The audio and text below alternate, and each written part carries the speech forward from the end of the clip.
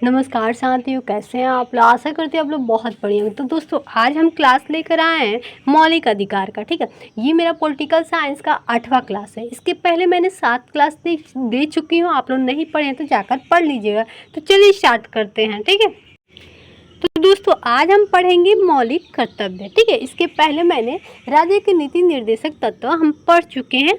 आइए हम पढ़ते हैं मौलिक अधिकार, मौलिक कर्तव्य। सॉरी दोस्तों, यहाँ पे हो रहा है सरदार स्वर्ण सिंह क्या थे, तो भूतपूर्व सोवियत संघ थे। ठीक है, ये इसको क्या किया गया है, तो 10 मौलिक कर्तव्य इसमें जोड़ा गया। मौलिक कर्तव्य कितने हैं, 10 जब जोड़े गए थे। अभी कितना है आगे बताते हूँ, पहले के मैं बता रही हूँ। उस टाइम प्रधानमंत्री कौन थी, तो इंदिरा गांधी। जब मौलिक अधिकार जोड़े गए तो उस टाइम की प्रधानमंत्री इंदिरा गांधी थी। ठीक है, आइए हम आगे बढ़ते हैं दोस्तों। मूल संविधान में मौलिक कर्तव्य नहीं थे। इन्हें 42वीं संविधान संशोधन 1976 के तहत जोड़ा गया था। ठीक है, ये क्वेश्चन पूछ देता है कि किस संविधान संशोधन में जोड़ा गया था और कब जोड़ा गया था। क्वेश्चन भी आई है, माइंड में बैठाए रहिएगा। ठीक है, ये कितना भाग में आता है, तो भाग 4 में, 4 की क में आता है। ठीक है, अनुच्छेद 51A में आता है। ठीक है, आइए हम समझते हैं। इसके बाद अंतिम मौलिक कर्तव्य 51A के को 86वें संविधान संशोधन 2002 में जोड़ा गया था। तो कितना हो गया, 11 हो गया। ठीक है, तो पहले 10 था, अब कितना हो गया, 11 हो गया। कितना हुआ संविधान संशोधन में जोड़ा गया, तो 86वें संविधान संशोधन 2002 में जोड़ा गया था। ठीक है, तो इसको माइंड में रखिएगा, पूछ सकता है। अब हम समझेंगे मौलिक कर्तव्य के बारे में। प्रत्येक नागरिक का यह कर्तव्य है कि वह संविधान का पालन करे, उसके आदर्श और संख्याओं और राष्ट्र ध्वज और राष्ट्रगान का आदर करे। ठीक है, अब अरे 2 नंबर क्या करे, स्वतंत्रता के लिए हमारे राष्ट्रीय आंदोलन को प्रेरित करने वाले उच्च आदर्शों को हृदय में संजोए रखे और उसका पालन करे। भारत की प्रभुत्व और एकता और अखंडता की रक्षा करे, हमारा मौलिक कर्तव्य है। देश की रक्षा करना हमारा मौलिक कर्तव्य है। आइए हम आगे जानते हैं। यहाँ पे लिखा है कि भारत के सभी लोगों में समरसता और समान भ्रातृत्व की भावना निर्माण करे। ठीक है, उसके बाद हमारे समाजी संस्कृति के गौरवशाली परंपराओं का महत्व समझे, उसका प्रशिक्षण करें। ठीक है, 7वां में क्या है, मौलिक कर्तव्य में प्रकृति पर्यावरण की रक्षा और उसके संवर्धन करें। ठीक है, वैज्ञानिक दृष्टिकोण और ज्ञान अर्जन की भावना का विकास करें। सार्वजनिक संपत्ति को सुरक्षित रखें। नेक्स्ट आ रहा है मौलिक कर्तव्य व्यक्तिगत और सामूहिक गतिविधियों के सभी क्षेत्रों में उत्कर्ष की ओर बढ़ने का सतत प्रयास करें। ठीक है, 11वां में क्या आ रहा है,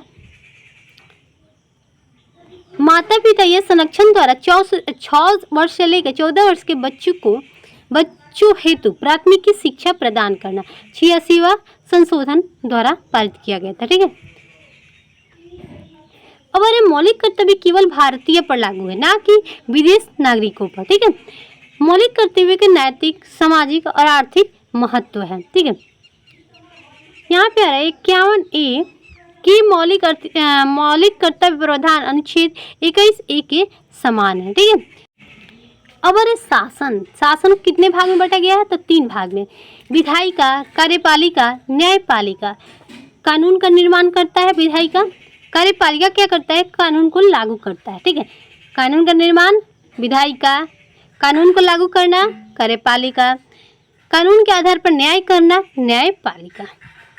ठीक है, अब हम समझेंगे कार्यपालिका।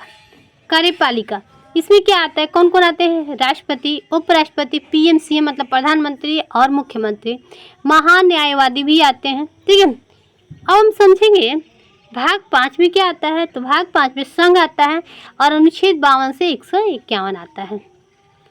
चलिए हम आगे समझते हैं। अनुच्छेद 52 भारत का एक राष्ट्रपति होगा। अनुच्छेद 52 के तहत इस संघ का कार्यपालिका का अध्यक्ष होगा राष्ट्रपति। राष्ट्र अध्यक्ष भारत का पहला नागरिक कौन होता है, तो राष्ट्रपति होता है। ये क्वेश्चन पूछ देता है एग्जाम में, तो माइंड में बैठाए रहिएगा दोस्तों। अनुच्छेद 53 में क्या होता है, कार्यपालिका की समस्त शक्तियाँ राष्ट्रपति में केंद्रित होती है होगी, ठीक है। सेनाओं का प्रमुख कौन होता है, राष्ट्रपति। जल सेना, स्थल सेना, वायुसेना, ठीक है। अब हम अनुच्छेद 54 पढ़ेंगे। राष्ट्रपति के निर्वाचन एक निर्वाचक मंडल द्वारा होता है। निर्वाचित कौन करता है, एमपी और एमएलए करता है, ठीक है। मनोनीत सदस्य भाग नहीं लेते हैं, ठीक है। एलए और आरएसए मिलकर एमपी करते हैं, फिर निर्वाचित, फिर मनोनीत करते हैं, ठीक है। उसके बाद हम लोग आ रहे हैं दिल्ली पुदुचेरी के निर्वाचित सदस्य एमएलए होते हैं, ठीक है। आइए हम समझते हैं 55 अनुच्छेद क्या होता है। तो राष्ट्रपति के निर्वाचन के पद्धति होता है, अप्रत्यक्ष रूप से होता है निर्वाचन, अनुपातिक प्रतिनिधित्व होता है, एकल संक्रमण मत पद्धति होता है, गुप्त रीति से होता है, ठीक है। अब अरे प्रत्यक्ष मतलब सीधे लोगों द्वारा किया जाता है, अप्रत्यक्ष मतलब लोगों द्वारा चुने जाते हैं प्रतिनिधि, फिर उसमें से चुना जाता है, ठीक है। आइए हम समझते हैं। इसमें 50 प्रस्तावक होता है, 50 अनुमोदक होता है, ठीक है। जमानत राशि कितना होता है, 15,000। अगर आप राष्ट्रपति के चुनाव आप हार गए तो आपकी जमानत राशि कितनी है, 15,000। अगर मुखिया के चुनाव में भी हार गए तो आपका जमानत राशि 15,000 है, हार गए तो आपको देना पड़ेगा, ठीक है। अब कौन सा बैंक में जाता है, शायद एसबीआई बैंक लेता है, ठीक है। कुल वोट +1, उम्मीदवारों की संख्या +1, ठीक है। कोटा में आता है वो सब, ठीक है। अब अरे विधायक वोट मूल्य क्या होता है, राज्य की संपूर्ण जनसंख्या बराबर निर्वाचित एमएलए की संख्या गुने 1/1000, ठीक है। संसद वोट मूल्य क्या होता है, सभी एमएलए का कुल वोट बटा सभी निर्वाचित एमपीएस की संख्या।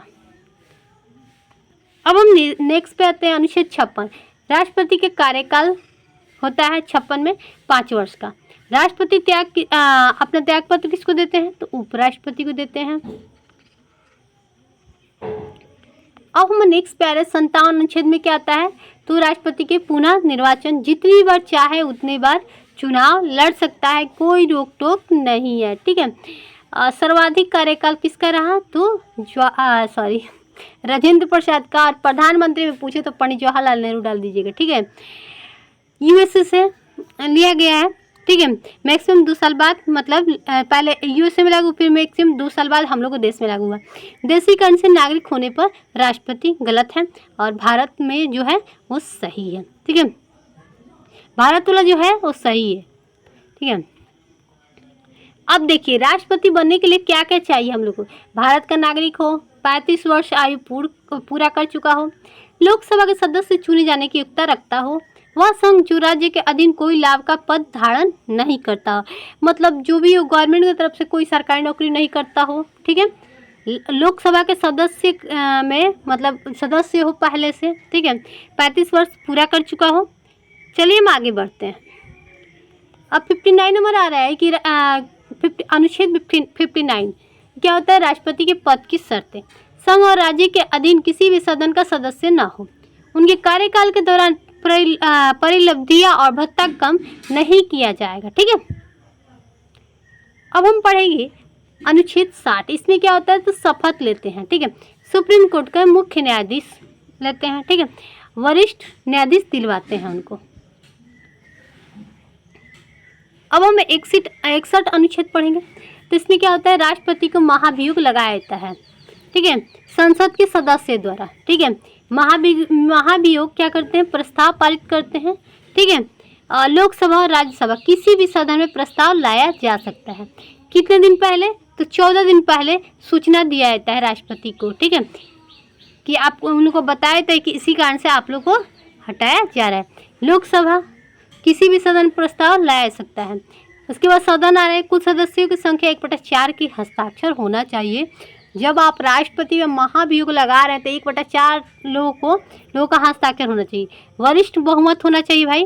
कुल सदस्य की संख्या 2/3 सदस्य का हस्ताक्षर होकर के चाहिए। अब आगे बढ़ते हैं दोस्तों। दूसरे सदन में विशिष्ट बहुमत से पास होना चाहिए। इसके पहले उस तिथि को राष्ट्रपति को अपने पद से हटना होगा। जब इतना हो जाएगा तो राष्ट्रपति क्या करना पड़ेगा, अपने पद से हटना पड़ेगा।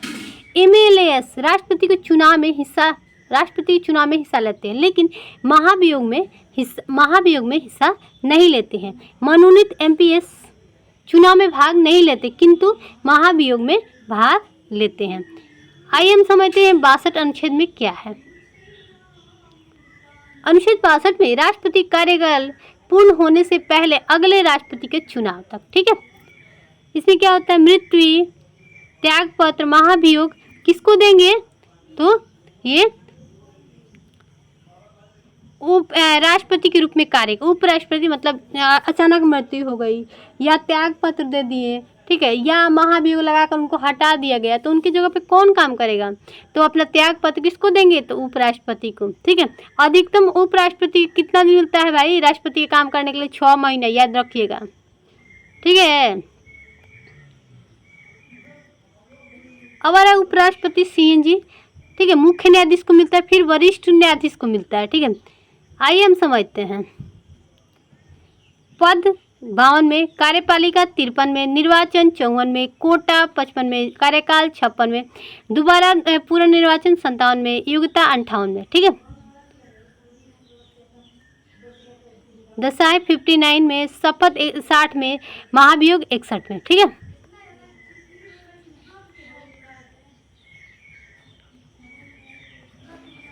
अब आ रहे अनुच्छेद उपराष्ट्रपति, दोस्तों इसको हम कल पढ़ाते हैं उपराष्ट्रपति के बारे में, ठीक है।